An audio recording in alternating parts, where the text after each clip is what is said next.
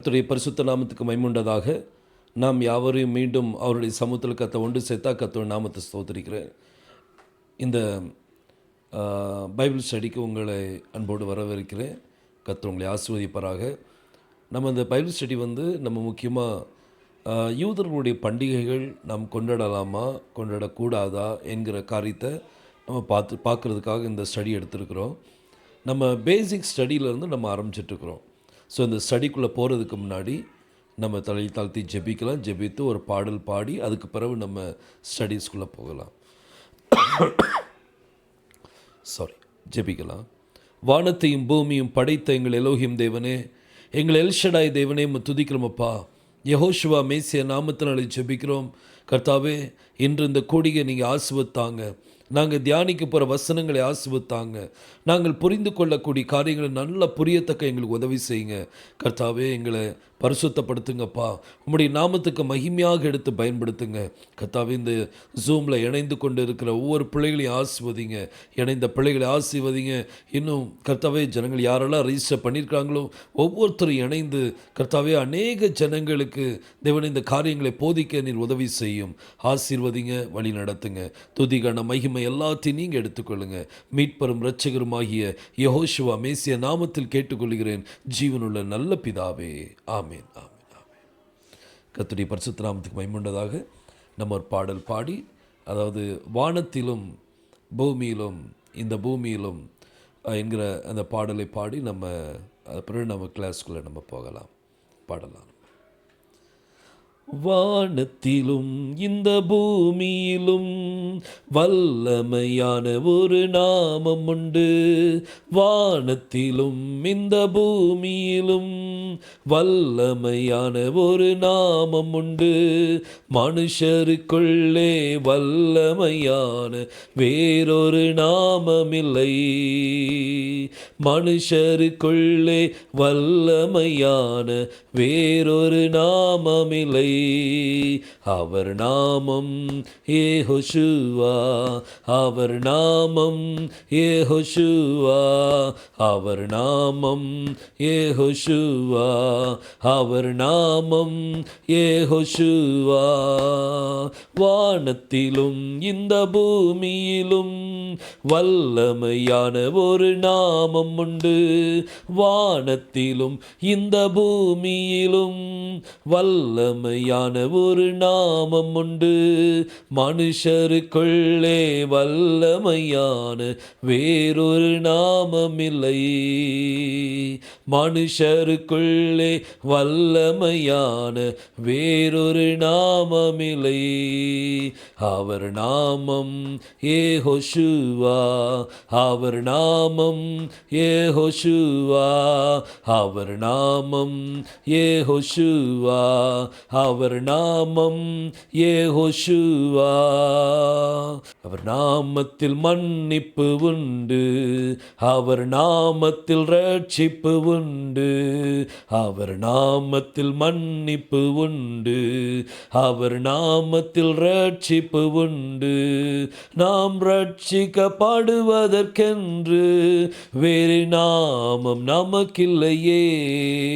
நாம் ரட்சிக்கப்படுவதற்கென்று வேறு நாமம் நமக்கில்லையே. அவர் நாமம் யெகோஷுவா, அவர் நாமம் யெகோஷுவா, அவர் நாமம் யெகோஷுவா, அவர் நாமம் யெகோஷுவா. அவர் நாமத்தில் பேய்களோடும் எல்லா சேவின கட்டுகள் முறியும். அவர் நாமத்தில் பேய்களோடும் எல்லா சேவினை கட்டுகள் முறியும். நாம் விடுதலை அடைவதற்கென்று வேறு நாமம் நமக்கில்லையே. நாம் விடுதலை அடைவதற்கென்று வேறு நாமம் நமக்கில்லையே. அவர் நாமம் யெகோஷுவா, அவர் நாமம் யெகோஷுவா, அவர் நாமம் யெகோஷுவா, அவர் நாமம் யெகோஷுவா. அவர் நாமத்தில் அற்புதம் நடக்கும், தீமையானாலும் நன்மையாய் மாறும். அவர் நாமத்தில் அற்புதம் நடக்கும், தீமையானாலும் நன்மையாய் மாறும். நாம் காரியம் வாய்ப்பதற்கென்று வேறு நாமம் நமக்கில்லையே, நம் காரியம் வாய்ப்பதற்கென்று வேறு நாமம் நமக்கில்லையே. அவர் நாமம் யெகோஷுவா, அவர் நாமம் யெகோஷுவா, அவர் நாமம் யெகோஷுவா, அவர் நாமம் யெகோஷுவா. அவர் நாமத்தில் பரிசுத்தம் உண்டு, நமக்கு நித்திய ஜீவனும் உண்டு. அவர் நாமத்தில் பரிசுத்தம் உண்டு, நமக்கு நித்திய ஜீவனும் உண்டு.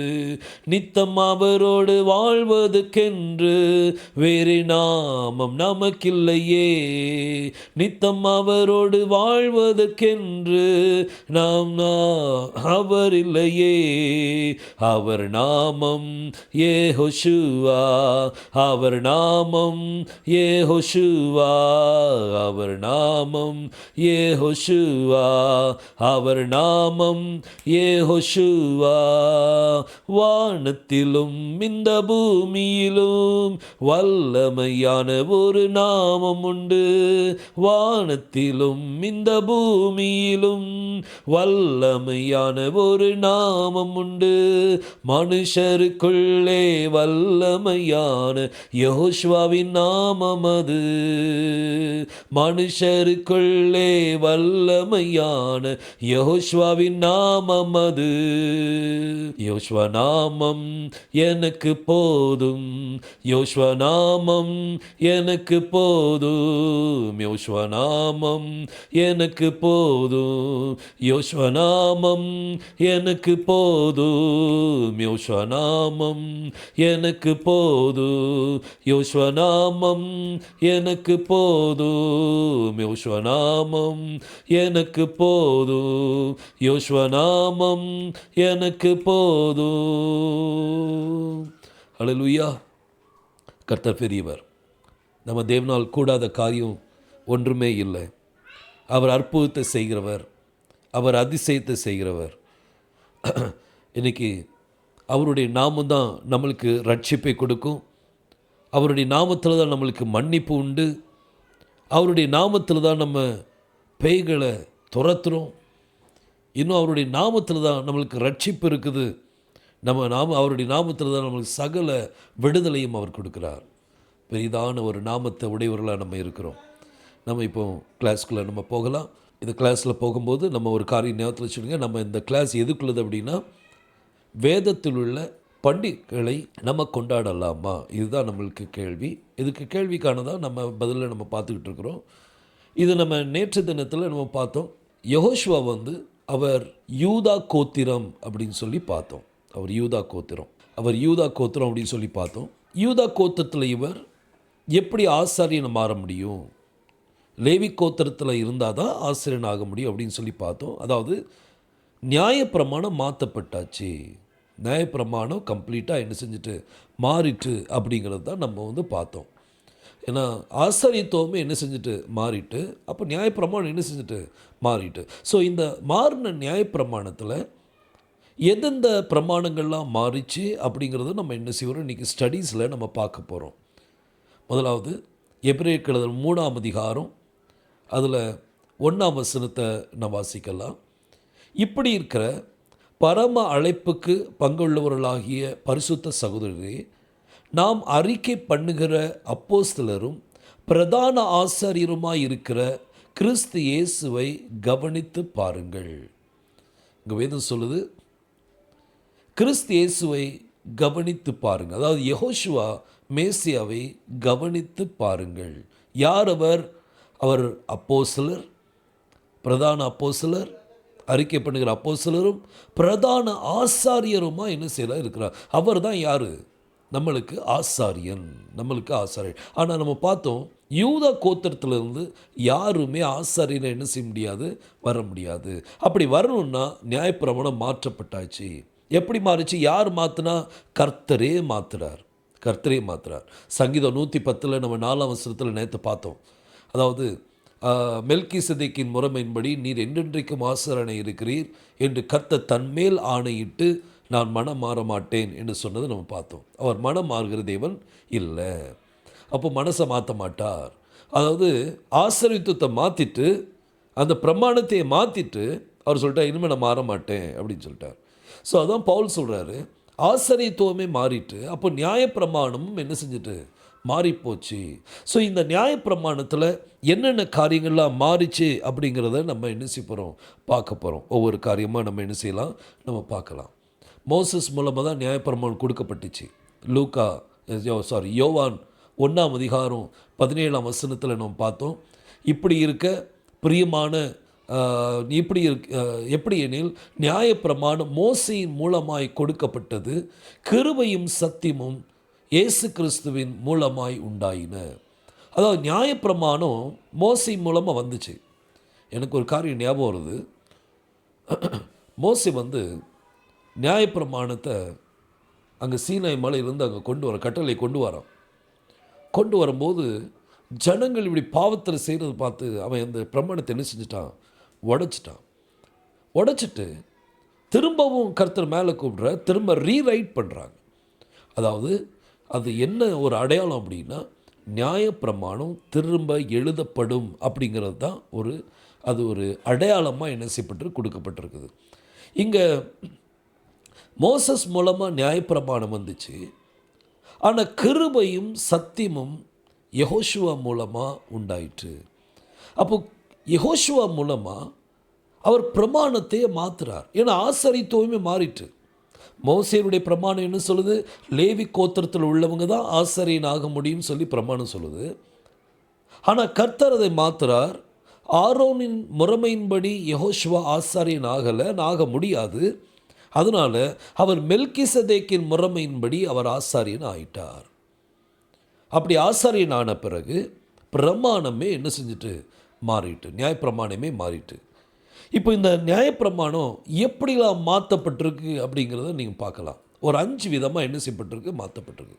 கிறிஸ்துவின் பிரமாணம் இது 5 விதமாக மாற்றப்பட்டிருக்குது. நம்மளுக்கு தெரியும், நியாயப்பிரமாணம் கிட்டத்தட்ட 613 கட்டளை இருக்குங்கிறது நம்மளுக்கு தெரியும். நம்ம படிச்சிருக்கிறோம் நிறைய தடவை. 613 கட்டளை இருக்குது அப்படிங்கிறது நம்மளுக்கு தெரியும். அதில் அந்த 613ல் ஒரு 5 காரியமாக கிறிஸ்துவின் பிரமாணம் மாறுது. லா ஆஃப் கிரைஸ்ட் 5 விதமாக மாறுது. முதல் காரியம், அது முழு பிரமாணமே என்ன செஞ்சுட்டு சேஞ்ச் ஆகிட்டு. சில பிரமாணங்கள் இருக்குல்ல, அது சில நியாயப்பிரமாணம் முழுமே சேஞ்ச் ஆகிட்டு, கம்ப்ளீட்டாக சேஞ்ச் ஆகிட்டு. அது எப்படி, என்னென்ன காரியங்கள், அதை நம்ம டீட்டெயிலாக பார்ப்போம். அது பிறகு சில பிரமாணங்கள் அவர் மாற்றலை. சில பிரமாணங்களை கர்த்தர் என்ன செய்யலை? மாற்றவே இல்லை. இதெல்லாம் நீங்கள் எங்கே பார்க்கலாம்? மத்தேயு எழுதின சுவிசேஷம் 5:6 இந்த அவங்களுடைய அந்த மலை பிரசங்கத்தில், இன்னும் அவருடைய பிரசங்கத்தில் அவர் வாழ்ந்த நாட்களில், அதே போல் அப்போஸ்தலருடைய நாட்களில், பவுலுடைய சுவிசேஷத்தில், இதில் எல்லாத்துலேயும் நீங்கள் நியாயப்பிரமாணம் எப்படிலாம் மாறுது அப்படிங்கிறத நீங்கள் என்ன செய்யலாம்? பார்க்கலாம். ஸோ இந்த முதல் காரியம், நியாயப்பிரமாணம் கம்ப்ளீட்டாக என்ன செய்யப்பட்டுட்டு மாற்றப்பட்டுட்டு. ரெண்டாவது, சில பிரமாணம் மாற்றப்படவே இல்லை. சில பிரமாணங்களை கர்த்தர் என்ன செய்யலை? மாற்றவே இல்லை. அப்படிப்பட்ட பிரமாணங்களும் என்ன செய்யுது? 613 கட்டளைகளில் அப்படிப்பட்ட பிரமாணங்கள் இருக்குது. சில பிரமாணத்தை அதிகப்படுத்திட்டார், சில பிரமாணத்தை குறைச்சிட்டார், சில பிரமாணங்களை ஆவிக்குரியதாக என்ன செஞ்சிட்டார்? மாற்றிட்டார். சில பிரமாணங்கள் ஆவிக்குரியதாக மாற்றிட்டார். பாருங்கள், நியாயப்பிரமாணத்தை நீங்கள் அதாவது பழைய ஏற்பாட்டை நீங்கள் படிக்கும்போது எப்படி படிக்கணும் அப்படின்னா, அது கர்த்தர் சொல்கிறார். யோவான் 5ஆம் அதிகாரம் 39ஆம் வசனத்தில், அதாவது வேத வாக்கியங்களை ஆராய்ந்து பாருங்கள். அதாவது பழைய ஏற்பாட்டை நீங்கள் ஆராய்ஞ்சு பாருங்கள், அவைகளில் நித்திய ஜீவன் உண்டு என்று எண்ணுகிறீர்களே, என்னை குறித்து சாட்சி கொடுப்பவைகளும் அவைகளே அப்படின்னு சொல்கிறார். அப்போ நியாயப்பிரமாணம் அது யாரை குறித்து சாட்சி சொல்லும்? அது யெகோஷுவாவை பற்றி என்ன செய்யும்? சாட்சி சொல்லும். யெகோஷுவாவை பற்றி என்ன செய்யணும்? சாட்சி சொல்லணும். ஸோ யெகோஷுவா பற்றி சாட்சி சொல்லணும் அப்படின்னா, அப்போ நீங்கள் நியாயப்பிரமாணத்தை பார்க்கும்போது நீங்கள் புதிய ஏற்பாடின் கண்ணாட்டி போட்டுட்டு என்ன செய்யணும்? பார்க்கணும். அதனால தான் தாவீது சொல்கிறாரு, தாவீது அவருடைய காரியத்தை சொல்லும்போது சங்கீதம் 119 அதில் 18 வசனத்தில் சொல்கிறார், கர்த்தாவே வேத வாக்கியங்களை அறிந்து கொள்ளும்படி வேதத்தின் மகத்துவங்களை அறிந்து கொள்ளும்படி என்னுடைய கண்களை திறந்தரலும் அப்படின்னு சொல்லி சொல்கிறார். எந்த கண்களை திறக்க சொல்கிறாரு? அவர் ஆவிக்குரிய கண்களை என்ன செய்கிறார்? திறக்க சொல்கிறார். எதுக்கு? அப்போ நியாயப்பிரமாணத்தை படிக்கும்போது நம்ம ஆவிக்குரிய கண்ணோட்டத்தோடு பார்க்கணும். அப்போது ஆதியாகமம் 1ஆம் அதிகாரத்தில் இருந்து மல்கியா 4ஆம் அதிகாரம் வரைக்கும் நீங்கள் அதை படிக்கும்போது நீங்கள் அதில் யாரை பார்க்கணும்? கிறிஸ்துவை பார்க்க வேண்டும், யெகோஷுவாவை நீங்கள் பார்க்கணும். அப்போ தான் நீங்கள் கரெக்டாக நீங்கள் போகிறீங்கன்னு சொல்லி அர்த்தம். ஏன்னா கர்த்தரே சொல்கிறாரு, நியாயப்பிரமாணத்தில் உள்ள அந்த வேத வாக்கியங்களை ஆராய்ந்து பாருங்கள், அவைகளில் நித்திய ஜீவன் உண்டு என்று எண்ணுகிறீர்களே, என்னை குறித்து சாட்சி கொடுப்பவைகளும் அவைகளே. அப்போ தோரா கம்ப்ளீட்டாக யாரை பற்றி சாட்சி சொல்லும்? அது யெகோஷுவாவை பற்றி சாட்சி சொல்லும். தனாக் யாரை பற்றி சாட்சி சொல்லும்? யெகோஷுவா பற்றி சாட்சி சொல்லும். நீங்கள் லூக்கா 24ஆம் அதிகாரத்தில் 44ஆம் வசனத்தில் நீங்கள் பார்த்தீங்க அப்படின்னா, 44-44ஆம் வசனத்தில் நீங்கள் பார்த்தீங்க அப்படின்னா, அதில் 3 பாகமாக கர்த்தர் பிரிக்கிறார். ஒன்று சங்கீத பாகம், இன்னொன்று தீர்க்கதரிசியின் பாகம், அடுத்தது உங்களுக்கு தோராவின் பாகம். இந்த 3 பாகமாக கர்த்தர் என்ன பிரித்து சொல்கிறாரு. இதில் எல்லாம் என்னை பற்றி என்ன செய்யப்பட்டிருக்குது? எழுதப்பட்டிருக்கு அப்படின்னு சொல்லி சொல்கிறார். யாரை பற்றி எழுதியிருக்குது? கிறிஸ்துவை பற்றி எழுதப்பட்டிருக்குது, அவரை பற்றி அங்கே எழுதப்பட்டிருக்குன்னு சொல்லி அவர் சொல்கிறார். ஸோ இந்த 3 பாகம், இந்த தனாக்கு 3ஆக பிரிப்பாங்க. ஒன்று தோரா, அடுத்தது நெவியும், அடுத்தது கெத்துவீம். தோரா அப்படிங்கிறது உங்களுக்கு தெரியும், மோசஸ்லாம் எழுதப்பட்ட 5 ஆகமம் தான் என்னது? தோரா. இந்த 5 ஆகமத்தை நம்ம வாசித்தோம்னா கிறிஸ்துவை பார்க்கலாம், யெகோஷுவா பார்க்கலாம்.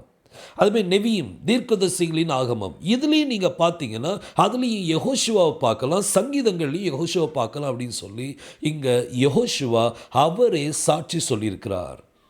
அப்போ நீங்கள் வேதத்தை படிக்கும்போது, அந்த தனாக்கை படிக்கும்போது நீங்கள் யெகோஷுவாவை நீங்கள் அதை பார்க்கணும், கண்டிப்பாக பார்ப்பீங்க. அதில் பார்க்கல அப்படின்னா உங்களுடைய கண்கள் திறக்கப்படலைன்னு சொல்லி அர்த்தம்.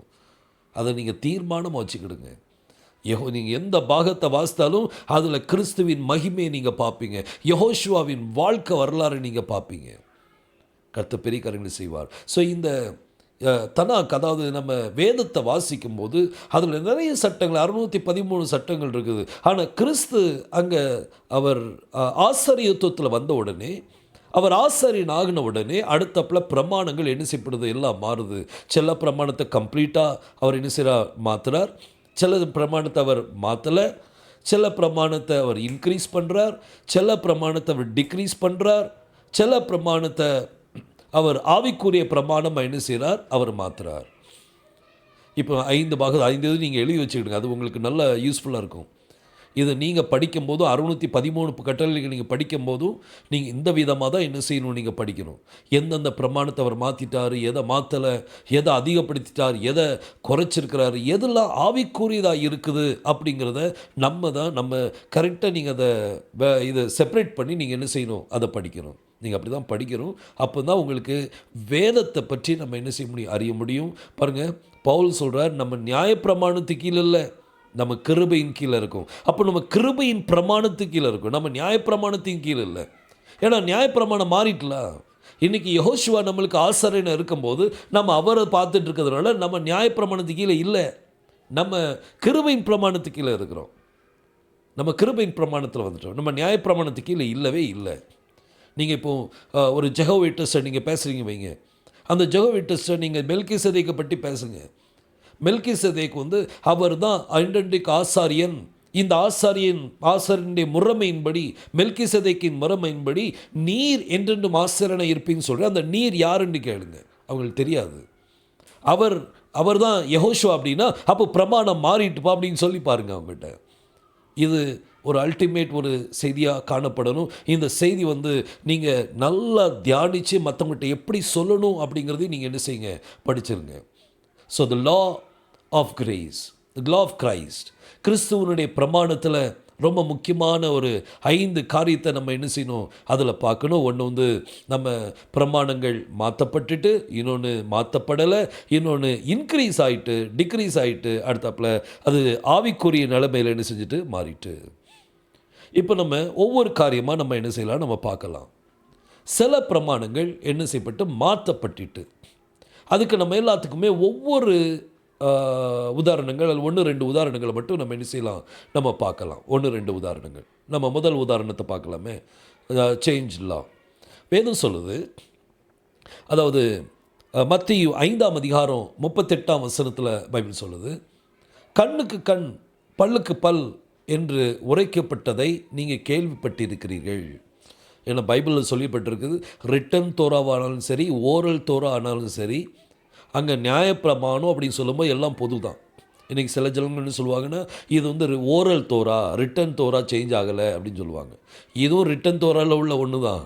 ரிட்டன் தோராவில் தான் எழுதப்பட்டிருக்கு, கண்ணுக்கு கண் பல்லுக்கு பல் என்று உரைக்கப்பட்டதை கேள்விப்பட்டிருக்கிறீர்களே. ஆனால் யெகோஷுவா என்ன சொல்கிறார், அடுத்த வசனம் பாருங்கள், 39ஆம் வசனத்தில் பைபிள் சொல்கிறாரு, கர்த்தர் சொல்கிறார், நான் உங்களுக்கு சொல்லுகிறேன், தீமையோடு எதிர்த்து நிற்க வேண்டாம். தீமையோடு எதிர்த்து நிற்க வேண்டாம். ஒருவன் உன்னை வலது கன்னத்தில் அறைந்தால் அவனுக்கு மறு கன்னத்தையும் திருப்பி கொடு. ஒரு கன்னத்தில் அரைஞ்சா சில பல்லெல்லாம் பேத்துட்டு வரும். அதுக்காக பல்லுக்கு பல், கண்ணுக்கு கண், பல்லுக்கு பல்லுன்னு சொன்னார். கண்ணுக்கு கண், பல்லுக்கு பல் அடித்தா சில நேரம் கண்ணு குருடாயிரும். இந்த இடத்துல அடித்தாங்கன்னா கண்ணு குருடாயிரும். ஸோ கண்ணுக்கு கண் பல்லுக்கு பல் அப்படின்னு சொல்லப்பட்ட இந்த காரியம் இங்கே பைபிள் சொல்லுது, கர்த்தர் சொல்கிறாரு, கர்த்தருடைய பிரமாணங்க அவர் மாற்றுறார், கம்ப்ளீட்டாக மாற்றுறார். அந்த நியாயப்பிரமாணத்தை அவர் மாற்றுறார். என்ன சொல்லி மாற்றுறாரு, நான் உங்களுக்கு சொல்லுகிறேன், தீமையோடு எதிர்த்து நிற்காதீங்க. தீமையோடு என்ன செய்ய வேண்டாம், எதிர்த்து நிற்க வேண்டாம். ஒருவன் உன்னை வலது கன்னத்தில் அறைந்தால் மறு கன்னத்தையும் நீ காமி அப்படின்னு சொல்லிட்டார். நம்ம இந்த பிரமாணம் கம்ப்ளீட்டாக என்ன செஞ்சுட்டு மாறிட்டு. இந்த பிரமாணத்தில் இதை மாற்றப்படலைன்னு சொல்கிறீங்களா? மாறிட்டா மாறலையா நீங்கள் சொல்லுங்கள். கண்ணுக்கு கண் பல்லுக்கு பல்லுன்னு சொன்னார் நியாயப்பிரமாணத்தில். ஆனால் யோசிச்சு சொன்னால் ஒரு கன்னத்தில் அரைஞ்சா நீ மர கன்னத்தையும் காமி சொன்னார். அப்போ கம்ப்ளீட்டாக அந்த பழி வாங்குதல் அப்படிங்கிற காரியமே எடுத்துட்டார். பழி வாங்குதல் எனக்குள்ள காரியம்னு சொல்லிட்டார். நீ ஒரு கன்னத்தில் அடித்தா இன்னொரு கன்னத்தையும் காமி. அப்போது இந்த பிரமாணத்தை அவர் நிச்சயமாக மாற்றிட்டார். அப்போது 613 பிரமாணத்தில் இந்த ஒரு பிரமாணம் ஏன் மாறிச்சு? அந்த ஆசாரியத்துவம் மாற்றப்பட்டிருக்கிற இந்த பிரமாணத்தை கர்த்தர் தான் மாற்றுறார். அந்த ஆசாரியன் தான் என்ன செய்கிறாரு, மாற்றுறார். சட்டத்தை அவர் தான் எழுதுறார். இப்போ இந்த பிரமாணம் கம்ப்ளீட்டாக மாறிட்டு, இதே போல் இன்னொரு பிரமாணத்தையும் கர்த்தர் மாற்றுறார். பழைய ஏற்பாட்டில் நீங்கள் பார்த்தீங்கன்னா ஒரு மனுஷன் ஒரு ஒரு ஒரு ஒரு மனுஷன் 2 கல்யாணம் முடிக்கிறான், 3 கல்யாணம் முடிக்கிறான். அதே மாதிரி சாலமோன் 700 பெண்களை திருமணம் முடித்தா 300 வைப்பாட்டிகள் இருந்துச்சு. தாவீது அவன் ஊரியாவுடைய மனைவியை ஏற்றுக்கொள்ளும் போது கர்த்தரே சொல்கிறாரு, 2 சாமுவேல் 12ஆம் அதிகாரம் 8ஆம் வசனத்தில், நீ உனக்கு இன்னும் தேவை நான் கொடுத்துருப்பேனே, நீ இப்படியா செஞ்ச அப்படின்னு சொல்லி கேட்குறாரு. பழைய ஏற்பாட்டின்படி எத்தனை கல்யாணம் முடித்தாலும் அவங்களுக்கு அது பிரச்சனை இல்லாமல் இருந்துச்சு. ஆனால் புதிய ஏற்பாட்டில் அப்படி இல்லை. அந்த பிரமாணம் மாறி போச்சு. அந்த பிரமாணம் இப்போ கிடையாது. அது இருக்குதா? இருக்குன்னு சொல்லியாச்சுன்னா ஆண்களுக்கெல்லாம் கொண்டாட்டமாக ஆயிரும். அப்படி கிடையாது. இப்போ அந்த பிரமாணம் இல்லை. இப்போ அந்த பிரமாணம் மாற்றப்பட்டாச்சு. இப்போ ஒருவனுக்கு ஒருத்தி தான், ஒருத்திக்கு ஒருவன் தான். நீங்கள் மத்தேயு 19ஆம் அதிகாரத்தில் நீங்கள் பார்த்தீங்கன்னா அதில் கர்த்தர் சொல்கிறாரு, ஒருவனுக்கு ஒருத்தி தான். ஆதியில் கர்த்தர் ஒருவனுக்கு, ஒரு ஆணுக்கு பெண், ஒருவனுக்கு ஒருத்தியை தான் கர்த்தர் உண்டாக்குனார். ஜனங்கள் கேள்வி கேட்கும் போது அவர் ஆதிக்கு போயிட்டார். ஆதியில் அப்படி கிடையாது. ஒரு ஸ்திரீ ஒரு புருஷன். தேவன் இணைத்ததை மனிதன் பிரிக்காதிருக்க கடவன். ஒருவேளை கல்யாணம் முடிஞ்ச பிறகு அவளுடைய மனைவி விபச்சாரம் பண்ணிட்டா அப்படின்னா அவளை தள்ளி வச்சிடலாம். ஆனால் இவன் இன்னொரு கல்யாணம் முடிக்கக்கூடாது. இவன் இன்னொரு கல்யாணம் முடிக்க முடியாது. உயிரோடு இருக்கிறது வரைக்கும் இவன் இன்னொரு கல்யாணம் முடிக்க முடியாது. ரோமர் 7ஆம் அதிகாரத்தில் பைபிள் சொல்லுது, அந்த ஸ்திரீ, அந்த புருஷன் சாகிறது வரைக்கும் அவன் இன்னொரு கல்யாணம் முடிக்க முடியாது அப்படின்னு சொல்லி பைபிள் சொல்லுது. இது சட்டத்தில் உள்ள சட்டம் மாற்றப்பட்டிருக்குது. இப்படி நிறைய காரியங்கள் 1 கொரிந்தியர் நீங்கள் 7ஆம் அதிகாரத்தில் நீங்கள் வாசிங்கன்னா மேரேஜை பற்றி கம்ப்ளீட்டாக கொடுத்துருக்கிறார் பவுல். பவுலும் சொல்கிறார் ஒரு இடத்துல, 1 கொரிந்தியர் 14ஆம் அதிகாரம் 37ஆம் வசனம் நினைக்கிறேன், அதில் சொல்கிறார், ஒருவன் தன்னை தீர்க்கதரிசி என்றாவது ஆவியை பெற்றவன் என்றாவது எண்ணினால், அதாவது தன்னை ஒரு தீர்க்கதரிசின்னு நினைக்கிறான், அல்லாட்டி நான் பரிசுத்த பெற்றுட்டே நினைத்தால், நான் சொல்லுகிறதை கர்த்தருடைய கட்டளைகள் என்று ஒத்துக்கொள்ள கடவன். கர்த்தருடைய கட்டளைன்னு சொல்லி அவன் என்ன செய்யணுமா? ஒத்துக்கொள்ளணும். அப்போ சிந்திச்சு பாருங்க, கர்த்தர் அந்த பவுலுடைய வார்த்தையை அவர் ஏற்றுக்கொள்கிறார், பவுலுடைய காரியத்தை அவர் ஆசீர்வதிக்கிறார். பவுல் மூலமாக நிறைய காரியங்களை கர்த்தர் வெளிப்படுத்தி கொடுக்குறார். இந்த பிரமாணம் என்ன செய்யிட்டு மாற்றப்பட்டாச்சு, கம்ப்ளீட்டாக மாறிட்டு. நிறைய காரியங்கள் அவங்களுக்கு சொல்லலாம், என்னென்ன பிரமாணங்கள் மாறிட்டு அப்படின்னு அவங்களுக்கு தெளிவான அவங்களுக்கு சொல்லலாம். அதை கொஞ்சம் கொஞ்சமாக நம்ம ஸ்டடிக்குள்ளே கொண்டு போ, அப்போ தான் கொஞ்சம் இன்ட்ரெஸ்டிங்காக இருக்கும்.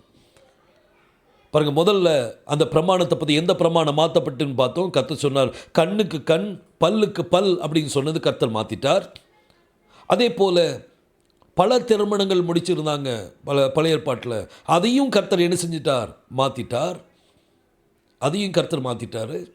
இப்போது ஒருத்தருக்கு ஒருத்தி தான், ஒருத்திக்கு ஒருத்தன் தான், பல காரியங்கள் கிடையாது.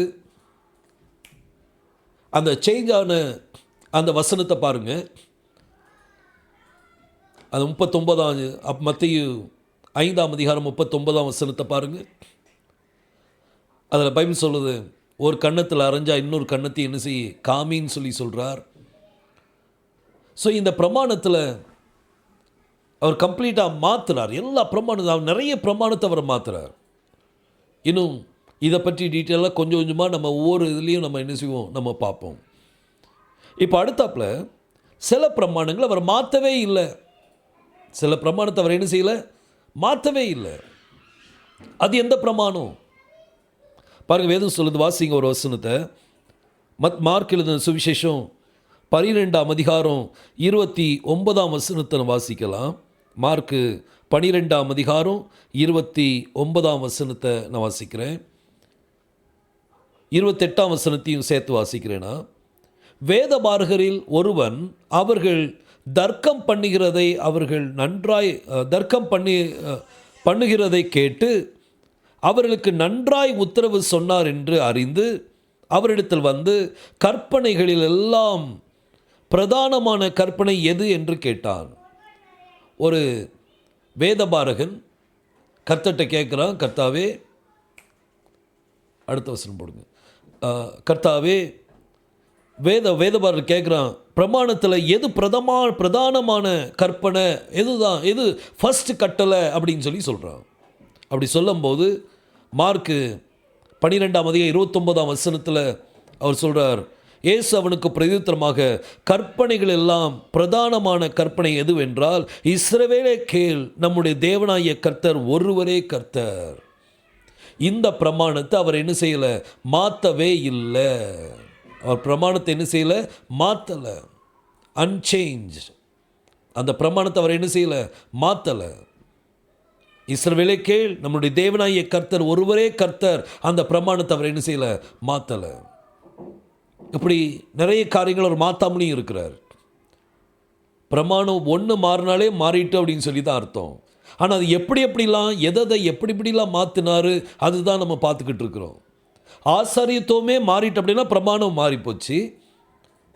பிரமாணத்தில் ஒரு எழுத்து மாறினாலும் எல்லாம் மாறிப்போச்சு.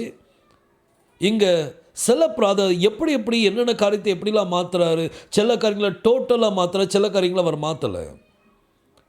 ஸோ இதில் பாகத்தில் எது மாற்றலை அப்படின்னா, அந்த முதல் கற்பனையே அவர் மாற்றலை. இஸ்ரவேலே கேள், நம்முடைய தேவனாகிய கர்த்தர் ஒருவரே கர்த்தர். உபாகமோ 6ஆம் அதிகாரம் 4ஆம் வசனத்தில் சொல்லுது, இஸ்ரவேலே கேள், நம்முடைய தேவனாகிய கர்த்தர் ஒருவரே கர்த்தர். இந்த பிரமாணம் என்ன செய்யப்படலை?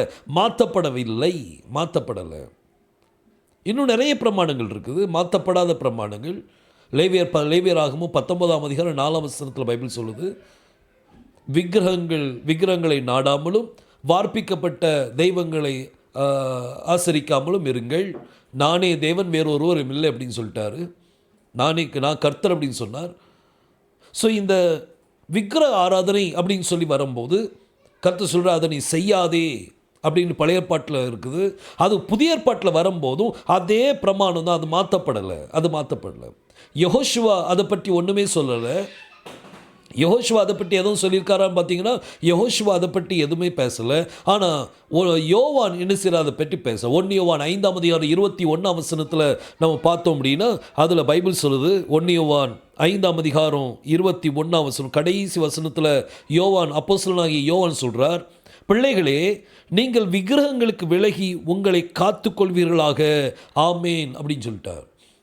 விக்கிரகங்களுக்கு விலகி உங்களை என்ன செய்யுங்க, காத்துக்கொள்ளுங்க. கர்த்தர் இந்த பிரமாணத்தை என்ன செய்யலை, மாற்றவே இல்லை. இதை மாற்றலை. இது அப்படிதான். இயேசு கிறிஸ்துவனுடைய விக்கிரகத்தை பண்ணினாலும் அதை வணங்கக்கூடாதுன்னு சொல்லிட்டார். அதை விட்டு விலகி உங்களை காத்துக்கொள்ளுங்கன்னு சொல்லிட்டார். இன்றைக்கி நிறைய விக்கிரக ஆராதனை கிறிஸ்தவத்துக்குள்ளே என்ன செஞ்சுட்டு ஓடுரி பாய்ந்துட்டு, இந்த விக்கிரக ஆராதனை தப்பு அப்படிங்கிறத அவங்களுக்கு எடுத்து சொல்லணும். கர்த்தர் பெரிய காரியங்களை செய்வார். பாருங்கள், இங்கே வேதம் சொல்லுது, சில பிரமாணங்களை அவர் என்ன செஞ்சிட்டார், அவர் டோட்டலாக மாற்றிட்டார். சில பிரமாணத்தை அவர் என்ன செய்யலை, மாற்றவே இல்லை. சில பிரமாணங்களை அவர் என்ன செய்யலை, மாற்றலை. அடுத்தது பாருங்கள், அந்த 5 பாகத்தில் நீங்கள் பார்த்தீங்க அப்படின்னா முதல்ல அந்த 5 பாகத்தை பாருங்கள். அதில் ஃபர்ஸ்ட் திங் வந்து முதல்ல சேஞ்ச் ஆனது, ரெண்டாவது அன்சேஞ்ச், அப்புறம் இன்க்ரீஸ் பண்ணுறார். அப்புறம் அதை என்ன பண்ணுறாரு, இன்க்ரீஸ் பண்ணுறார். இப்போ எதெல்லாம் இன்க்ரீஸ் பண்ணாருன்னு சொல்லி கொஞ்சம் பார்க்கலாம். கர்த்தர் எதெல்லாம் இன்க்ரீஸ் பண்ணியிருக்கிறார் பாருங்கள். வாசிங்க, மத்தேயு 5:27 28 பாருங்கள். 27, 28 இந்த மத்தேயு 5:27 27 28 நான் எடுத்துக்கிடுறேன். மத்தேயு 5:27 28 விபச்சாரம் செய்யாதிருப்பாயாக என்பது பூர்வத்தாருக்கு உரைக்கப்பட்டது என்று கேள்விப்பட்டிருக்கிறீர்கள். விபச்சாரம் செய்யாதிருப்பாயாக என்கிறது எழுதப்பட்டிருக்கு என்பது பூர்வத்தாருக்கு உரைக்கப்பட்டது என்று கேள்விப்பட்டிருக்கிறீர்கள். இது வந்து ஓரல் தோரா அப்படின்னு சொல்லுவாங்க. ரிட்டன் தோராலையும் உண்டு. 10 கட்டளில் ஒரு கட்டளை என்னது, விபச்சாரம் செய்யாதிருப்பாயாக. ஸோ இந்த பிரமாணத்தில் கர்த்தர் என்ன சொல்லவர், அடுத்த வசனம் சொல்லுது பாருங்கள். 28 வசனத்தில், நான் உங்களுக்கு சொல்லுகிறேன், ஒரு ஸ்திரீயை இச்சையோடு பார்க்கிற எவனும் தன் இருதயத்திலே அவளோடு விபச்சாரம் செய்தாயிற்று. ஸோ இங்கே பிரமாணம் என்னதாயிட்டு, அதிகப்படுத்திட்டார். மாம்ச பிரகாரம் நீ விபச்சாரம் செய்யக்கூடாது, அது உண்மைதான், அது செய்யக்கூடாது. ஆனால் இன்னொரு காரியத்தை நான் உங்களுக்கு சொல்லுகிறேன். என்ன சொல்கிறாரு, ஒரு ஸ்திரீயை இச்சையோடு பார்க்கிற எவனும் தன் இருதயத்தில் அவளோடு விபச்சாரம் செய்தாயிட்டு. இருதயத்தில் ஒரு விபச்சாரம், மாம்சத்தின்படி உள்ள விபச்சாரம் அது ஒரு காரியம். மாம்சத்தின்படி அது வந்து விபச்சாரம் அவங்க பண்ணுறாங்க, அதுவும் தப்பு. ஆனால் பார்வையில் விபச்சாரம் பண்ணுற அதுவும் தப்புன்னு சொல்லி கருத்து சொல்கிறார். அப்போ ஒரு ஸ்திரீயை நம்ம இச்சையோடு பார்த்தா நம்மளுடைய இருதயத்தில் அவளுடைய விபச்சாரம் செய்தாயிற்று. அப்போது சிந்திச்சு பாருங்கள், இந்த பிரமாணம் இன்றைக்கி நம்ம கிருபை பிரமாணத்துக்குள்ளே இருக்கிறோம், அதனால் நம்ம நியாய பிரமாணத்துக்கு நடக்க வேண்டிய அவசியம் இல்லைன்னு நினைக்கிறோம். அப்படி கிடையாது. இது எல்லாம் பிரமாணத்தில் உண்டு. பிரமாணம் மாற்றப்பட்டிருக்க ஒழிய நம்ம பிரமாணத்துக்கு அப்பாற்பட்ட நம்ம வெளியே போகலை. இன்னும் அந்த கிறிஸ்துவின் பிரமாணத்தில் நம்ம இருக்கிறோம். கிறிஸ்துவின் பிரமாணத்தை நீங்கள் செய்யணும். அவருடைய பிள்ளைகள் கண்டிப்பாக அந்த சட்டத்திட்டங்களை கீழ்ப்படிய வேண்டும். அவருடைய சட்டங்களை கீழ்ப்படியல அப்படின்னா நம்ம அவருடைய வார்த்தையை நம்ம வந்து அக்செப்ட் பண்ணலன்னு சொல்லி அர்த்தம். ஏசாயா 66 பைபிள் சொல்லுது, என் வார்த்தைக்கு நடுங்குறவர்களை நான் நோக்கி பார்ப்பேன். நம்ம யாரை அவர் பார்ப்பாராம், யார் வசனத்துக்கு நடுங்குகிறாங்களோ அவங்கள தான் அவர் என்ன செய்கிறாரு, நோக்கி பார்க்கிறார். இன்றைக்கி நம்மளுடைய காரியம் எப்படி, இந்த பிரமாணம் அதிகமாக்கிட்டு மாம்ச பிரகாரமான விபச்சாரம் செய்யக்கூடாது, அது உண்மை. ஆனால் அதை விட அதிகப்படுத்துகிறார். ஒரு ஸ்திரீ இச்சையோடு பார்த்தா அவளோடு என்ன செஞ்சாச்சு, விபச்சாரம் செய்தாயிட்டு. இருதயத்தில் விபச்சாரம் செய்தாயிட்டு. மாம்சத்தில் தான் விபச்சாரம் நினச்சிட்டு இருந்தோம், ஆனால் ஆவியின்படி இருதயத்திலையும் என்னதாயிட்டு, விபச்சாரத்தை கொண்டு வந்துட்டார். ஸோ இந்த பிரமாணம் அதிகமாகிட்டு, இப்படி நிறைய வார்த்தைகள், நிறைய காரியங்கள், அதிகமாகின காரியங்கள் இருக்குது. நிறைய காரியங்கள். இப்போ நீங்கள் மத்தேயு 23ஆம் அதிகாரம் அதில் 23ஆம் வசனத்தை வாசிங்க அப்படின்னா, மாயக்காரராகிய வேதபாரகரே பரிசேயரே உங்களுக்கு ஐயோ, நீங்கள் ஒர்த்தலாமிலும் வெந்தயத்திலும் சீரகத்திலும் தசம்பாகம் செலுத்தி நியாயப்பிரமாணத்தில் கற்பிக்கிற விசேஷித்தவைகளாகிய நீதியையும் இரக்கத்தையும் விசுவாசத்தையும் விட்டுவிட்டீர்கள். இவைகளையும் செய்ய வேண்டும், அவைகளையும் விடாதிருக்க வேண்டும் சொன்னார். தசமத்தை அதிகப்படுத்திட்டார்.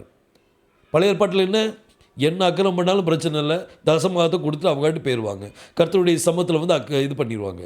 ஆனால் இங்கே கர்த்தர் சொல்கிறாரு, நீங்கள் இதெல்லாம் செய்கிறீங்க, ஆனால் நீங்கள் விசேஷித்தவைகளாகிய நீதியையும் இரக்கத்தையும் விசுவாசத்தையும் விட்டுவிட்டீர்கள்.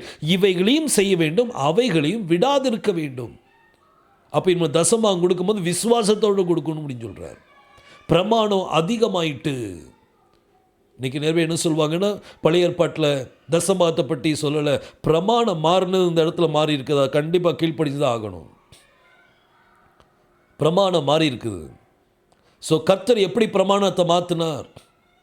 இந்த பிரமாணத்தில் தசமாத்தில் வரும்போது இதையும் செய்ய வேண்டும், அதையும் விடாதிருக்க வேண்டும் என்று சொல்லியிருக்கிறார். ஸோ இந்த பிரமாணம் அதிகமாயிட்டு. நிறைய பேர் காணிக்க போட்டு அம்பாட்டு போயிடுவாங்க பழைய ஏற்பாட்டின் காலத்தில். ஆனால் புதிய ஏற்பாட்டில் கர்த்தருடைய பிரமாணம் அதிகப்படுத்தி அவர் சொல்கிறார். என்ன சொல்கிறார் அப்படின்னா, உன் சகோதரின் பேரில் ஏதாவது குறை உண்டாலும் முதல்ல சரி பண்ணிட்டு வந்து காணிக்க போடுன்னு சொல்லிட்டார். அப்போ இந்த பிரமாணம் அதிகமாயிட்டா குறைஞ்சிட்டா, அவர் அதிகப்படுத்திட்டார். இப்படி நிறைய பிரமாணங்கள் வேதத்தில் இருக்குது. அதை எல்லாத்தையும் கர்த்தர் அதிகப்படுத்துகிறார், அதை இன்க்ரீஸ் பண்ணுறார். சிந்திச்சு பாருங்க, பிரமாணங்கள் எப்படிலாம் கர்த்தர் மாற்றுறார். சில பிரமாணங்களை டோட்டலாக மாற்றிட்டார். சில பிரமாணத்தை இப்போ உதாரணமாக இப்போ நீங்கள் மாற்றின இன்னொரு காரியத்தையும் சொல்கிறேனே, அதாவது நஸ்ரே வரம் இருந்துச்சு. இந்த நஸ்ரே வரம் இப்போ நம்ம செய்ய வேண்டியது இல்லை. இப்போ நீங்கள் முடியை வளர்த்துக்கிட்டு பெருசாக வளர்த்துக்கிட்டு நான் நஸ்ரே வரம் எடுத்திருக்கேன் அப்படின்னு நீங்கள் சொல்ல வேண்டிய அவசியம் இல்லை. அந்த பிரமாணத்தை பவுல் வரும்போது தெளிவாக சொல்கிற, அது மாற்றப்பட்டாயிற்று. நீங்கள் வாசித்தீங்க அப்படின்னா 1 கொரிந்தியர் 11ஆம் அதிகாரம் அதில் 14ஆம் வசனத்தை நம்ம வாசிக்கலாம்.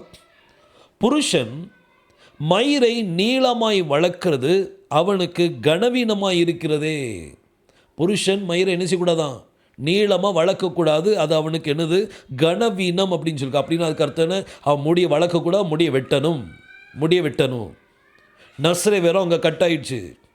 நஸ்ரே வேற இருந்தால் அவர் வந்து சொல்லியிருப்பார். ஆனால் அதை பற்றி எதுவுமே அவர் சொல்லலை. இந்த காரியம் சொல்கிறாரு, புருஷன் மயிரை நீளமாய் வளர்ப்பது அவனுக்கு கனவீனம். கர்த்தருடைய சமூகத்தில் அவன் யார், கனவீனன். அவன் எவ்வளோ சாட்சி சொன்னாலும் சரி, அந்த சாட்சியை கர்த்தர் ஏற்றுக்கொள்ள மாட்டார். அது ஏன்னா அவன் வார்த்தைக்கு விரோதமாக என்ன செய்திருக்கிறான், அதை ஏற்றுக்கொள்ள மாட்டார். சிலவங்க முடிய நீளமாக வளர்த்துட்டு செய்தி கொடுப்பாங்க, அறியாமல் செஞ்சால் அது வேற. அறியாமை உள்ள காலத்தில் தேவன் காணாதவர் போல் இருந்தார், அறிந்த பிற்பாடோ யாவரும் மனம் திரும்பும்படி அவர் அழைக்கிறார் அப்படின்னு சொல்லி பைபிள் சொல்லுது. எம்பருவைக்கு அப்போஸ்தலர் 17ஆம் அதிகாரம் 30ஆம் வசனத்தில் கொடுக்குறதுன்னு நினைக்கிறேன். கர்த்தர் அறியாமை உள்ள காலத்தில் பாசரலாம் அந்த வசனத்தை. அப்போஸ்தலர் 17-30 தெரியல, அதுதான் இருக்கும். அதே தான். அறியாமையுள்ள காலங்களை தேவன் காணாதவர் போல் இருந்தார், இப்பொழுதோ மனம் திரும்ப வேண்டும் என்று எங்கும் உள்ள மனுஷருக்கும் கட்டளையிடுகிறார். எல்லாத்துக்கும் கட்டளை. அறியாமையுள்ள காலத்தில் வித்தியாசம், ஆனால் அறிந்த பிற்பாடு நம்ம மனம் திரும்பணும், அதுதான் அவருடைய சித்தம். ஸோ இந்த பிரமாணத்தில் அவர் சில பிரமாணத்தை அவர் மாற்றலை, சில பிரமாணத்தை அவர் மாற்றிட்டார், சில பிரமாணத்தை அவர் என்ன செய்யணும், அதிகப்படுத்திட்டார். சிந்திச்சு பாருங்கள், அதிகப்படுத்திட்டார். பிரமாணத்தை என்ன செஞ்சிட்டார், அதிகப்படுத்திட்டார். சில பிரமாணத்தை அவர் குறைக்க செய்கிறார், டிக்ரீஸ் பண்ணுறார். அந்த 5 திரும்ப பாருங்கள், அந்த லைனில் அந்த 5 பார்த்தீங்க அப்படின்னா, முதல்ல ஃபஸ்ட் திங் வந்து அவர் சேஞ்ச் பண்ணிட்டார். அடுத்த அது சேஞ்ச் பண்ணாதது அவளுக்கு சட்டங்கள் இருக்குது. அப்புறம் இன்க்ரீஸ் பண்ண சட்டத்தை தான் நம்ம இப்போ பார்த்தோம். அடுத்த சில பிரமாணத்தை அவர் என்ன செய்யறாருன்னா குறைக்கிறார். சில பிரமாணத்தை அவர் என்ன செய்கிறார், குறைக்கிறார். அந்த குறைக்கிறத பற்றி நம்ம பார்க்கலாம். பாருங்கள், உபாகமம் 24ஆம் அதிகாரம் அதில் 1ஆம் வசனத்தில் நீங்கள் பார்த்தீங்க அப்படின்னா,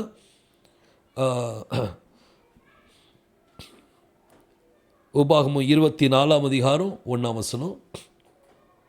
இதில் வேதம் சொல்லுது, இதில் நீங்கள் படித்து பாருங்கள். இதில் ஒரு மனிதன் திருமணம் முடித்த பிறகு அவனுக்கு அவன் மேலே பிரியமாக இல்லை அப்படின்னா அவளுக்கு தள்ளுதல் சீட்டு அவளுக்கு கொடுத்து அவளை என்ன செய்யலாம், விலக்கி வச்சிடலாம் அப்படின்னு சொல்லி மோசஸுடைய பிரமாணம் சொல்லுது. இவன் கண்ணுக்கு நல்லலன்னு வைங்களேன், என்ன காரணமாக இருந்தாலும் சரி அந்த காரணத்தோடு அவனை என்ன செய்யலாம், தள்ளி வச்சிடலாம், அந்த பெண்ணை தள்ளி வச்சிடலாம், தள்ளுதல் சீட்டு கொடுத்து அவளை தள்ளி வச்சிடலாம். இதுதான் மோசஸுடைய பிரமாணம். ஆனால் மத்தேயு அங்கே 19ஆம் அதிகாரத்தில் அவர் வரும்போது, மத்தேயு 19ஆம் அதிகாரம் 7ஆம் வசனத்தில் கர்த்தர் சொல்கிறார் பாருங்க, நான் உங்களுக்கு சொல்லுகிறேன்,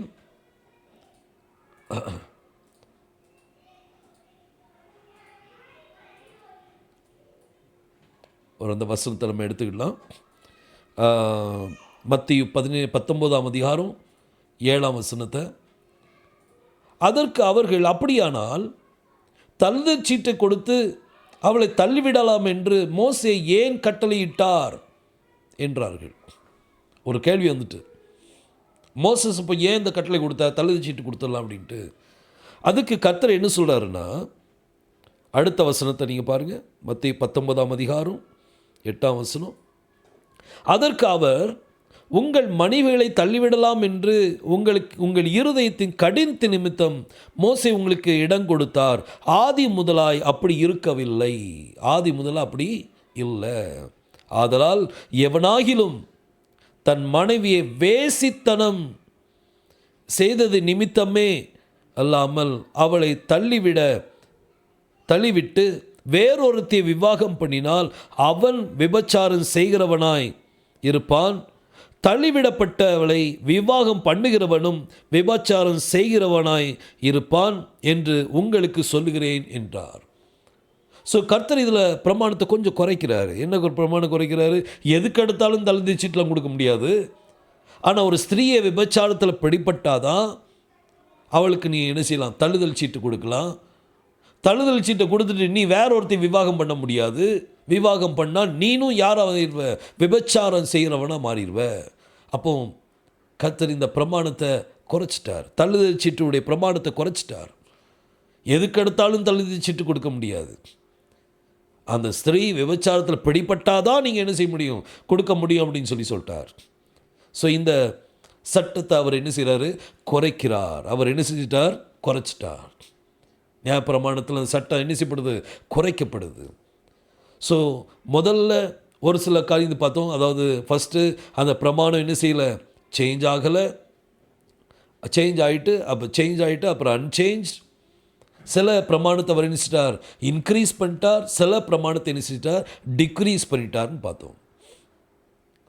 அடுத்தது அது அவர் ஆவிக்குரியதாக என்ன செய்கிறார், மாற்றுறார். ஆவிக்குரியதாக மாற்றுறார். பாருங்கள், நியாய பிரமாணத்தில் போகும்போது நீங்கள் எல்லாம் கவனமாக நீங்கள் அதை கவனிக்கக்கூடிய ஒரு காரியம். நியாய பிரமாணத்தில் என்னென்ன காரியம் எங்கெல்லாம் மாறி இருக்குன்னு சொல்லி உங்களுக்கு தெரிஞ்சிருக்கணும். நம்ம நியாய பிரமாணத்துக்கு கீழே இல்லை, நம்ம கிறிஸ்துவின் பிரமாணத்துக்கு கீழே இருக்கிறோம். அப்போ இந்த கிறிஸ்துவின் பிரமாணத்தில் என்னென்ன பிரமாணம், எப்படி அந்த நியாய பிரமாணத்தை எப்படி மாற்றிருக்கார் அப்படிங்கிறது நம்மளுக்கு தெரியணும். இன்றைக்கி இந்த காரியம் தெரியாதனால தான் இன்றைக்கி நம்ம கிறிஸ்தவ ஜனங்கள் மத்தியில் ஒரு பெரிய பரபரப்பு நடந்துகிட்ருக்குது. இதை செய்யணும், அதை செய்யக்கூடாது, இப்படி இருக்கணும், அப்படி இருக்கக்கூடாது. நியாயப்பிரமாணம் ரொம்ப முக்கியம். நீங்கள் பழைய ஏற்பாட்டில் போகும்போது நீங்கள் கிறிஸ்துவை பார்க்க வேண்டும். கிறிஸ்து தான் இன்றைக்கி ஆசாரியத்துவம் மாற்றப்பட்டிருக்கும் போது நியாயப்பிரமாணம் என்ன செஞ்சுட்டு மாறிப்போச்சு. நியாயப்பிரமாணம் மாறி போயிட்டு பாருங்கள். நீங்கள் எபிரேயர்கள் நிருபம் 10ஆம் அதிகாரத்துக்கு நம்ம திருப்புவோம். 10ஆம் அதிகாரம் 1ஆம் வசனத்தை வாசிக்கிறேன். இப்படி இருக்கிற நியாயப்பிரமாணமானது வரப்போகிற நன்மைகளின் பொருளாயிராமல் அவைகளின் நிழலாய் மாத்திரம் இருக்கிறபடியால், நியாயப்பிரமாணம் அது வரப்போகிற நன்மைகளின் பொருளாயிராமல் ஒரு நிழலாய் தான் இருக்குது, ஒரு ஷேடோவாக இருக்குது. லா இஸ் எ ஷேடோ. நியாயப்பிரமாணம் ஒரு நிழல், நிஜமல்ல. இப்போ உங்களுக்கு கீழே நீங்கள் ஒரு நிழல் பார்க்குறீங்க, ஒரு பறவையினுடைய நிழல் பார்க்குறீங்க. அந்த நிழலை பார்த்துட்டு இந்த காக்கா உட்காந்துருக்கு நீங்கள் சொல்ல முடியாது. நிழலை பார்த்துட்டு நிஜத்தை பார்த்தான்னு சொல்லுவீங்க, காக்கா உட்காந்துருக்கு பின்னால். ஒரு மிருகத்தின் நிழலை பார்த்துட்டு இங்கே ஒரு ஆட்டுக்குட்டி உட்கார்ந்துட்டு இருக்கு அப்படின்னு சொல்ல முடியாது. நீங்கள் ஒரு ஆட்டுக்குட்டியை பார்த்து தான், நிஜத்தை பார்த்து தான் சொல்லுவீங்க அது ஆட்டுக்குட்டி அப்படின்னு சொல்லி. அதேமாரி நியாயப்பிரமாணமானது அது ஒரு நிழல் அப்படின்னு சொல்லி பைபிளில் தெளிவாக கொடுக்கப்பட்டிருக்குது. அது ஒரு நிழல் தான். அப்போ நிஜம் என்ன? வரப்போகிற நன்மை. கிறிஸ்து தான் நிஜம், அவர் தான் நிஜம். இதெல்லாம் தான் ஒரு நிழல் தான். இந்த நிழலில் என்னென்னலாம் மாறுறதுன்னு பாருங்கள், எப்படிலாம் கர்த்தர் மாற்றிருக்கிறார். நியாயப்பிரமாணத்தில் முதல்ல பார்த்தோம், கண்ணுக்கு கண் பல்லுக்கு பல், அதை டோட்டலாக மாற்றிட்டார்.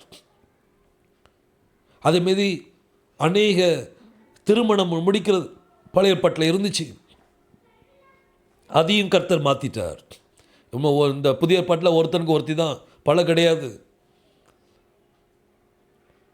அதே மாதிரி சில பிரமாணத்தை அவர் அதிகப்படுத்திட்டார், சில பிரமாணத்தை அவர் குறைச்சிட்டார், இன்னும் சில பிரமாணங்களை ஆவிக்குரியதாக அவர் மாற்றிட்டார். இந்த ஆவிக்குரிய பிரமாணத்தை தான் நம்ம என்ன செய்ய போகிறோம், பார்க்க போகிறோம். ஆவிக்குரிய பிரமாணத்தில் ரொம்ப முக்கியமும் பாருங்கள், ஒரு வசனத்தை வாசிக்கலாம். ஆவிக்குரிய பிரமாணத்தை பற்றி நம்ம பார்க்கும்போது ஒரு வசனத்தை வாசிப்போம். எபிரேயருக்கு எழுதின நிருபம்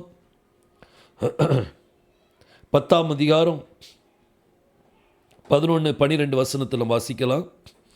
10ஆம் அதிகாரம் 11-12. அன்றியும் எந்த ஆசாரியனும் நாடோறும் ஆராதனை செய்கிறவனாயும் பாவங்களை ஒரு காலும் நிவர்த்தி செய்யக்கூடாத ஒரே விதமான பலிகளை அநேக தரம் செலுத்தி வருகிறவனாயும் இருப்பான். பழைய ஏற்பாட்டில் ஆராதனையில் ஒரு ஆசாரியன் என்ன செய்வாங்க, டெய்லி அவங்க பலி கொடுத்துக்கிட்டே இருக்காங்க. ஆனால் அதனால் பாவம் என்ன செய்யப்படல, ஒரு காலம் நிவர்த்தி செய்யப்படக்கூடாது. அதனால் ஒரு நாளும் அது நிவர்த்தி செய்யப்பாகாது. ஒரே விதமான பலியை அநேக தரம் செலுத்தி வருகிறார்கள், இருப்பினும் அது நிவர்த்தி செய்யப்பட முடியாது. ஆனால் அடுத்த வசனம் சொல்லுது, இவரோ யார்? யெகோஷுவா. இவரோ பாவங்களுக்காக ஒரே பலியை செலுத்தி என்றென்றைக்கும் தேவனுடைய வலது பார்சத்தில் உட்கார்ந்து. ஒரே பலி, இனிமே பலி கிடையாது. அப்போ பலி எல்லாம் வேதத்தை பழைய ஏற்பாட்டில் நம்ம பலியை பார்த்தோமே, பஸ்கா பலி இருக்குது, இன்னும் பர்ன்ட் ஆஃபரிங் இருக்குது, பாவ நிவாரண பலி, குற்ற நிவாரண பலி, போஜன பலி, பான பலி, ஹோம் பலி, இப்படி நிறைய பலிகள் வேதத்தை கொடுக்கப்பட்டிருக்கு. இது எல்லாத்தையும் நம்ம செலுத்தணுமா? ஆடுகளை நம்ம பலி கொடுக்கணுமா? மாடுகளை பலி கொடுக்கணுமா? புறாக்களை பலி கொடுக்கணுமா? குருவிகளை பலி கொடுக்கணுமா? அந்த பலி எல்லாத்தையுமே ஒரே பலி அவர் செலுத்திட்டார். ஒரே பலி. வேதம் சொல்றதுல திரும்ப அந்த 12ஆம் வசனத்தை பார்த்தீங்கன்னா, இவரோ யெகோஷுவா உன் பாவங்களுக்காக ஒரே பலியை செலுத்தி என்றைக்கும் தேவனுடைய வலது பார்சத்தில் உட்கார்ந்து. பாவத்துக்காக ஒரே பலி, பாவத்துக்காக ஒரே பலி செலுத்திட்டார். நம்ம மறுபடி பலி செலுத்த வேண்டிய அவசியம் இல்லை. இது ஆவிக்குரியதாக மாறி போச்சு. பஸ்கா பலி அப்படின்னு எடுத்துட்டோம் அப்படின்னா, வருஷந்தோறும் நிசான் மாதத்தில் முதல் மாதத்தில், யூதருடைய கேலண்டர் படி முதல் மாதத்தில் 14ஆம் தேதி சாயங்காலம் அங்கே என்ன செய்யப்படணும், பஸ்கா அடிக்கப்பட வேண்டும். இதுதான் சட்டம், பஸ்கா அடிக்கப்படணும். ஆனால் இப்போ நம்மளுக்கு பஸ்கா யார்?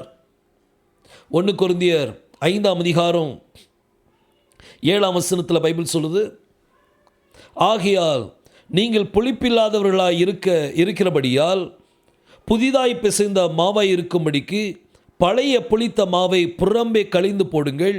ஏனெனில் நம்முடைய பஸ்காவாகிய கிறிஸ்து நமக்காக பலியிடப்பட்டிருக்கிறாரே. நமக்காக ஏனெனில் நம்முடைய பஸ்காவாகிய கிறிஸ்து நமக்காக பலியிடப்பட்டிருக்கிறார். அப்போ இப்போ பலி யாரு? பஸ்கா பலி யாரு? இப்போ நீங்கள் மாம்சத்தின்படி நீங்கள் போய் பஸ்காவுக்கு ஒரு பலி செலுத்த வேண்டியது இல்லை, ஆடை வெட்ட வேண்டியது இல்லை, ஆடை வெட்ட வேண்டியது இல்லை. நீங்கள் இப்போ வருஷந்தோறும் ஒரு பஸ்காவை நீங்கள் ஆசரிக்க போகிறீங்கன்னு வைங்க. வருஷந்தோறும் ஆசரிக்கணும் அப்படின்னா அப்போ உங்கள் ஆசரியம் வேணும். அந்த ஆசரியம் வந்து பலி கொடுக்கணும், பஸ்கா பலி கொடுக்கணும். அப்போந்தான் அது வந்து பஸ்கா பலி, பாஸ் ஓவர் அப்படின்னு சொல்லி கொண்டாட முடியும். கொண்டாடுவதற்கு அங்கே பலி வேணும். பலி இல்லாமல் முடியாது. ஆனால் அந்த பலி தான் யாராயாச்சு? கிறிஸ்து நமக்காக பலியானாரே. அப்போ வருஷத்துக்கு ஒரு தடவை நீங்கள் பஸ்கா ஆசரிக்க வேண்டியது இல்லை. பாஸ் ஓவர் நாங்கள் வச்சுருக்கிறோம் அப்படின்னு சொல்லி பாஸ் ஓவர் பண்ணுவாங்க. பாஸ் ஓவர் நீங்கள் கொண்டாட வேண்டிய அவசியம் இல்லை. இது நீங்கள் டெய்லி கொண்டாடிட்டு இருக்கிறீங்க. ராபோஜனை எடுக்கும்போது வேதம் கர்த்தர் சொல்கிறாரு, நீங்கள் இதை புசிக்கும் நாளிலே என் மரணத்தை நினைவு கூறுகிறீர்கள். 1 கொரிந்தியர் 11ஆம் அதிகாரம் அதில் 25ஆம் வசனம் நினைக்கிறேன், வாசிக்கலாம். 26ஆம் வசனம். ஆகையால் நீங்கள் இந்த அப்பத்தை புசித்து இந்த பாத்திரத்தில் பானம் பண்ணும் போதெல்லாம் கர்த்தர் வருமளவும் அவருடைய மரணத்தை தெரிவிக்கிறீர்கள். அவருடைய மரணத்தை நம்ம என்ன செய்கிறோம்? தெரிவிக்கிறோம். அவருடைய வருகை மட்டும் நம்ம இது செய்து கொண்டு எப்போல்லாம் நீங்கள் ராபோஜன் அடிக்கீங்களோ அப்போல்லாம் நீங்கள் என்ன செய்கிறீங்க? அவருடைய மரணத்தை நினைவு. என்ன மரணம்? பஸ்கா மரணம். அப்போ எப்பெல்லாம் அப்படின்னா நீங்கள் அப்பத்தை புசித்து, ஆகையால் நீங்கள் இந்த அப்பத்தை புசித்து இந்த பாஸ்தத்தை பண்ணும்போதெல்லாம் அப்படிங்களோ, எப்பெல்லாம் பானம் பண்ணுறீங்களோ, வருஷத்துக்கு ஒரு தடவை சொல்லலை, எப்பெல்லாம் பானம் பண்ணுறீங்களோ அப்பெல்லாம் நீங்கள் அவர் வரும் அளவும் அவருடைய மரணத்தை தெரிவிக்கிறீர்கள். என்ன மரணம்? பஸ்கா மரணத்தை நீங்கள் தெரிவிக்கிறீங்க. அப்போ இதுக்காக பாசுவரை தனியாக கொண்டாட வேண்டிய அவசியம் இல்லை. அப்படி கொண்டாடினால் அது தப்பு, மிகப்பெரிய தப்பு. இன்றைக்கி நிறைய பேர் வந்து பஸ்கா, நாங்கள் எங்கள் சர்ச்சில் பஸ்காவை கொண்டாடுறோம் அப்படின்னு சொல்லிட்டு போகிறாங்க. பஸ்கா ஆசரிப்பு, அதுக்கு ஃபண்ட்ஸ் ரைஸ் பண்ணி அதெல்லாம் செய்கிறாங்க. இந்த பாஸ் ஓவரை நம்ம தனியாக ஒரு நாள்னு சொல்லி கொண்டாட வேண்டியதில்லை. எப்போ நீங்கள் ராபோஜனம் எடுக்கிறீங்களோ அப்போல்லாம் நீங்கள் என்ன செய்கிறீங்க? அவருடைய மரணத்தை நீங்கள் நினைவுபடுத்துகிறீங்க. அந்த பாஸ் ஓவர், அந்த அவர் பஸ்கா பலி என்கிறதை நீங்கள் என்ன செய்கிறீங்க? நினைவுபடுத்துகிறீங்க. இதுதான் காரியம். இதுக்காக ஸ்பெஷலாக நீங்கள் பாஸ் ஓவர் கொண்டாடணும் அப்படிங்கிறது இல்லை. இந்த ஒரு பண்டிகை, இது ஒரு பண்டிகை, பஸ்கா பண்டிகை. இந்த பண்டிகையை நம்ம ஆசரிக்க வேண்டியது இல்லை. ஏன்னா நீங்கள் ஆல்ரெடி ஆசரிச்சுக்கிட்டு இருக்கிறீங்க. எப்போல்லாம் ராபோஜனம் எடுக்கிறீங்களோ அப்போல்லாம் நீங்கள் என்ன செய்கிறீங்க? ஆசரிச்சுக்கிட்டு இருக்கிறீங்க. நீங்கள் பானம் போடும் போதெல்லாம் அவர் வருமளவும் என்ன செய்கிறீங்க? அவருடைய மரணத்தை நினைவுபடுத்துகிறீர்கள். அப்போ பாஸ் ஓவர் அப்படிங்கிறது நம்ம கொண்டாட வேண்டியதில்லை. That is spiritual. இந்த சட்டத்தை அவர் மாற்றிட்டார். நீங்கள் பாஸ்ஓவர்னு சொல்லி கொண்டாடுனீங்கன்னா அப்போ ஆடை வெட்டி அதை சுட்டு அப்புறம் நீங்கள் அப்பத்தை வச்சு நீங்கள் சாப்பிட வேண்டியிருக்கும். இன்றைக்கி அப்படி தான் செய்கிறாங்க, ஜனங்கள் அப்படி தான் செய்கிறாங்க. ஒரு அடையாளமாக காமிக்கிறோம் அப்படின்னு நினைக்கிறாங்க. நோ, அவங்க பண்ணுறது பெரிய தப்பு. அது ஒரு அடையாளமாக காமிக்கிறோம், இப்படி தான் பஸ்காவை கொண்டாடணுங்கிறது நம்ம அடையாளத்துக்கு தான் காமிக்கிறோம். இந்த அடையாளத்தை ஏன் காமிக்கணும்? ஜனங்களை தப்பான பாதைக்குள்ளே ஏன் வழி நடத்தணும்? இன்றைக்கி நீங்கள் அடையாளமாக காமிப்பாங்க அவங்க, நாளைக்கு ஒரு சிலவங்க நிஜமாகவே செய்ய ஆரம்பிப்பாங்க. இந்த பிரமாணம் மாற்றப்பட்டாயிட்டு, இது ஆவிக்குரியதாயிட்டு. ஆசாரியன் ஒவ்வொரு வருஷமும் என்ன செய்வாங்கன்னா பஸ்கா பலியை கொண்டாடிட்டு தான். ஆனால் பாவம் நிவர்த்திப்படவில்லை, பாவம் நிவர்த்தி ஆகலை. ஆனால் கிறிஸ்து நமக்கு ஒரே பலியாக மறிச்சிட்டார். ஒரே பலியாக நமக்கு மறித்து நம்மளுக்கு பாவ மன்னிப்பை கொடுத்துருக்கிறார். அப்போ இப்போ ஒரே பலி, அவர் என்னைக்கெல்லாம் மரணத்தை நினைவு இருக்குதோ அன்னைக்கெல்லாம் நீங்கள் ராபோஜனில் போகும்போதெல்லாம் நீங்கள் அவர் மரணத்தை நினைவு கூறுறீங்க. பாஸ் வரை நீங்கள் நினைவு கூறுறீங்க. இதுக்கு செப்பரேட்டாக வருஷத்துக்கு ஒரு தடவை கொண்டாட வேண்டியதில்லை. அப்படி கொண்டாடினால் ஒரு ஆசாரின் உங்களுக்கு தேவை, ஒரு பலி உங்களுக்கு கொடுக்க வேண்டியிருக்கும். இதுக்கு வேதம் இடம் கொடுக்கவில்லை. அவர் ஒரே பலியாக மறிச்சிட்டார். என்கிட்ட ஒரு சகோதரன் பேசும்போது என்கிட்ட சொன்னாங்க, நம்ம இனிமேல் பலி கொடுக்க வேண்டியிருக்கும், பலியும் கொடுக்கலாம் அப்படின்னு சொல்லி சொன்னாங்க. நோ, பலி அவர் தான் நம்மளுக்கு ஒரே பலி. யெகோஷுவா மட்டும்தான் நம்மளுக்கு பலி, வேறு பலி நம்மளுக்கு கிடையாது. அதுவும் வேதம் இன்னொன்று சொல்லுது, மரித்த கிறிஸ்து இனி மரிப்பதில்லை. ஒரு தடவை மறிச்சிட்டாரு, நமக்கு ஒரு தடவை பலி ஆகிட்டார். திரும்ப அவர் பலியாக மாட்டார். திரும்ப நிறைய பேர் சொல்லுவாங்க நான் தான் கிறிஸ்துன்னு சொல்லுவாங்க, செத்து போயிட்டாங்க. மரணமானது அவங்கள ப்ரூவ் பண்ணிவிட்டு அவங்க கிறிஸ்து இல்லை அப்படின்னு சொல்லி. நமக்கு ஒரே பலி யெகோஷுவா மட்டும்தான். அந்த பலி ஆவிக்குரியதாக மாறிட்டு. அப்போ வேதத்தில் இருக்க அனைத்து பலி, பாவ நிவாரண பலி, குற்ற நிவாரண பலி, போஜன பலி, பான பலி, இது எல்லாமே ஆவிக்குரியதாக மாறிட்டு. பலிகள் எல்லாமே ஆவிக்குரிய. இனிமேல் நீங்கள் புறா வெட்ட வேண்டியதில்லை, இன்னைக்கு நீ குருவி வெட்ட வேண்டியதில்லை. இப்படி பலிகளில் மாடுகளை பலி கொடுக்க வேண்டியதில்லை. பலி சம்பந்தம் எல்லாத்தையும் க்ளோஸ் பண்ணிட்டார் அவர். ஒரே வார்த்தை, ஒரே பலியாக அவர் எல்லாத்தையும் முடிச்சிட்டார். நம்ம பலி கொடுக்க வேண்டிய அவசியம் இல்லை. இனிமேல் பலி கொடுக்கணுமா, நீங்களே ஜீவ பலியாக ஒப்பு கொடுங்க. நீங்களே ஜீவ பலியாக ஒப்பு கொடுக்கணும்.